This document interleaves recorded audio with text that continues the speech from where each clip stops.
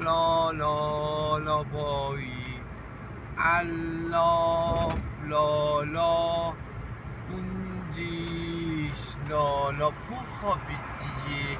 اگر داداشی قشنگ تو بلمخا آبچو گوشتون میخواد بخوابید که مامان بابا میخوام برم فروشگاه خوشگل برای داداش آبتی بخرن.